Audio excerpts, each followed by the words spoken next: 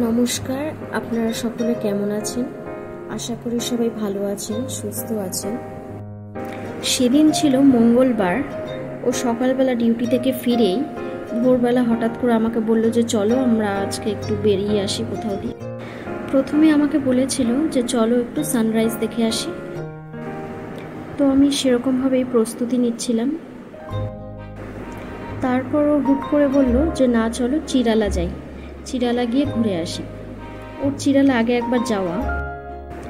তারপর আমরা সেই মতোই বেরিয়ে পড়লাম চিরালার উদ্দেশ্যে।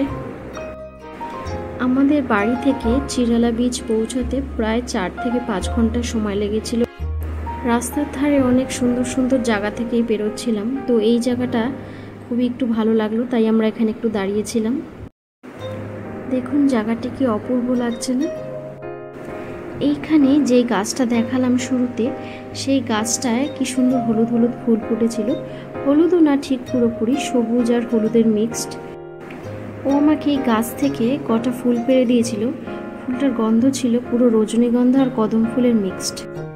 তারপর আমরা সকালের জলখাবারটা সেরে নিলাম এই জায়গাটা থেকে। তারপর এখানে এই ছোট্ট পাপিটার সাথে একটু দেখা হয়ে গেল এখানে, তাই ওকে একটু আদর করে নিয়েছিলাম। দেখুন কি আদর খাচ্ছে। আমি নিয়েছিলাম দোসা আর ও নিয়েছিল ইডলি সাম্বার। দোসাটা খুবই টেস্টি ছিল, ও আমাকে বলছিল ইডলিটাও খুব টেস্টি। দোসার ভেতরের পুরটা অনেকটা বাঙালি স্টাইলে ছিল। তারপর আমি একটা ম্যাঙ্গো আইসক্রিম নিয়েছিলাম। তারপরে সেটা খেতে খেতে বেরিয়ে পড়লাম আবার। আমি ওকে জিজ্ঞাসা করছিলাম যে এখানে ফাঁকা ফাঁকা এরকম মাঠ কেন, পুরো সবুজ? ও বললো আসলে এখানে চাষ করা হয়, এগুলো আসলে মাঠের ঘাস না, এটা আসলে ধান বুনেছে। তারপর আমি ভালো করে ফলো করে দেখলাম না ধানের শীষের মতনই লাগছিল। আসলে এটা সোনা মসুর চালের ক্ষেত ছিল। খুবই সুন্দর লাগছিল। এখানে নাকি খুব পরিমাণে সোনা মসুর চাল উৎপন্ন করা হয়, আমি সেটা দেখলাম গুগলে সার্চ করে।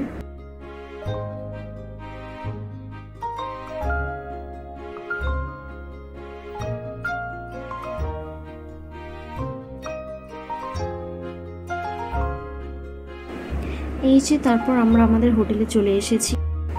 চলুন এখন ভেতরে যাওয়া যাক। হোটেলটা বেশ ফাঁকাই ছিল।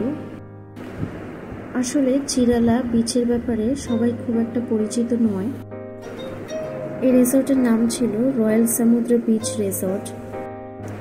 এখানে আমাদের মাথা পিছু 1500 টাকা করে নিয়েছিল, অর্থাৎ আমাদের দুজনে 3000 টাকা নিয়েছিল একদিনে।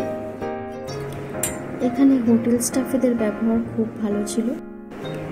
এখানে শুধু আমার একটাই জিনিসই খারাপ লেগেছিল, সেটা হচ্ছিল এখানে শুটকি মাছের গন্ধে থাকা যাচ্ছিল না বাইরে। আসলে এখানে চারিদিকে শুটকি মাছের ব্যবসা করা হয়।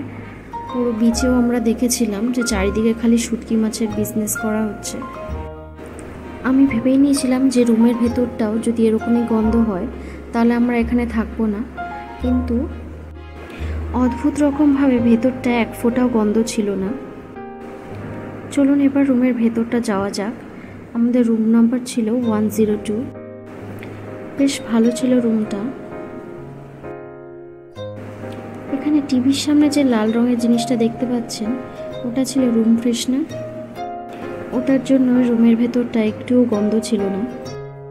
তারপর দেখলাম আমাদের এখানে একটা গেস্ট কিট দিয়েছে, সেটা একবার খুলে দেখে নিলাম।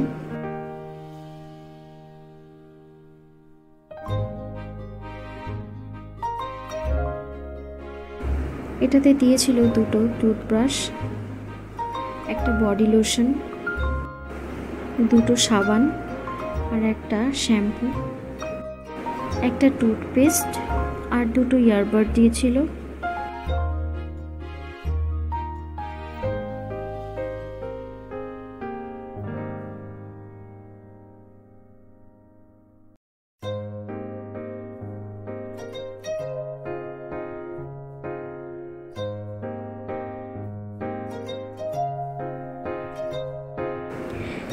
এসব দেখার পর তারপর আমরা খেয়ে নিয়েছিলাম দুপুরবেলা চাউমিন।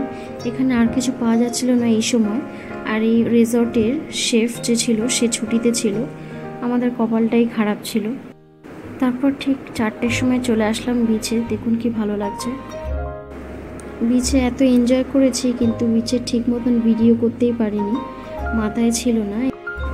আবার তার পরের দিন সকালবেলা আমরা 9টা নাগাদ রিসর্ট ছেড়ে দিয়ে আবার বিচে গিয়ে কিছুক্ষণ সময় কাটিয়েছিলাম, ঘন্টাখানেক। তারপর সেখান থেকে আমরা বেরিয়ে পড়ি আবার বাড়ির উদ্দেশ্যে।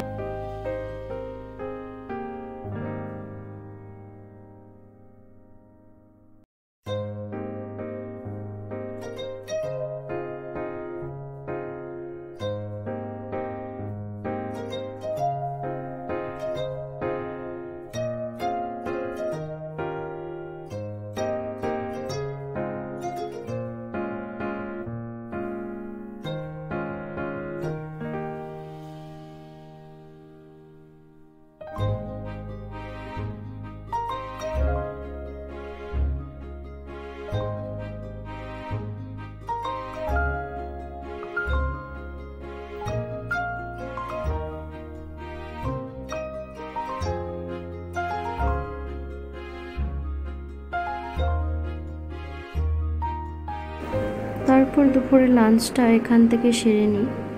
বিশেষ কিছু খাইনি, শুধু 2টো রুটি আর একটু ডাল তরকা নিয়েছিলাম, সিম্পল, কারণ এতটা পথ যেতে হবে গাড়িতে ঠাই বসে গরমের মধ্যে, তো লাইট খাবার খাওয়াই ভালো হবে, তাই ভেবে আমরা শুধু ডাল তরকা আর রুটি নিয়েছিলাম।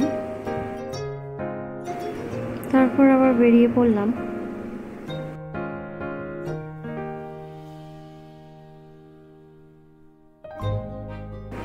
চিরালা বিচে খুব মজা করেছি, খুব আনন্দ করেছি। এরকম হুটহাট করে বেরিয়ে পড়লে বেশ ভালোই লাগে ঘুরতে, কিন্তু শরীরের উপরে বেশি প্রেশার পড়ে যায়, কারণ মেন্টালি প্রিপেয়ার থাকি না আমরা। ওর এই সপ্তাহের 2 দিন ছুটিটা বেশ ভালোই কাটলো আমাদের। তো আজকে ভিডিওটা এখানেই শেষ করছি। সবাই ভালো থাকবেন, সুস্থ থাকবেন, এবং ভিডিওটা ভালো লাগলে একটু লাইক, কমেন্ট, শেয়ার করবেন। চলুন দেখা হবে পরবর্তী একটা ভিডিওতে।